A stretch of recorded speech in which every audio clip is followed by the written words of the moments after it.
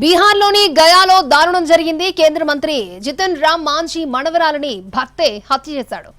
14 ఏళ్ల క్రితం ప్రేమించి రమేష్ అనే వ్యక్తిని కులాంతర వివాహం చేసుకుంది సుష్మా. ఈ మధ్య దంపతుల మధ్య తరచూ గొడవలు జరుగుతున్నట్లు సమాచారం. ఇవాళ కూడా గొడవ జరగ్గా భార్యను కాల్చి చంపేశాడు భర్త.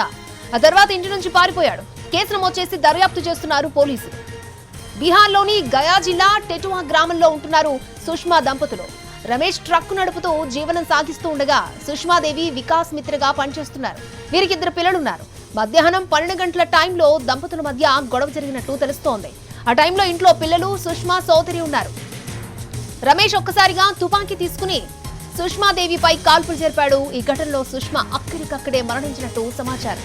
సంఘటనా స్థలంలో తుపాకీని స్వాధీనం చేసుకున్నారు. నిందితుడు రమేష్ కోసం పోలీసులు గాలిస్తున్నారు.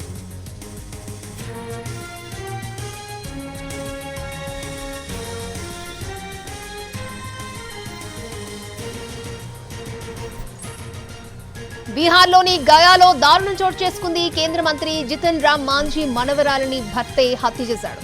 14 ఏళ్ల క్రితం ప్రేమించి రమేష్ అనే వ్యక్తిని కులాంతర వివాహం చేసుకుంది సుష్మా.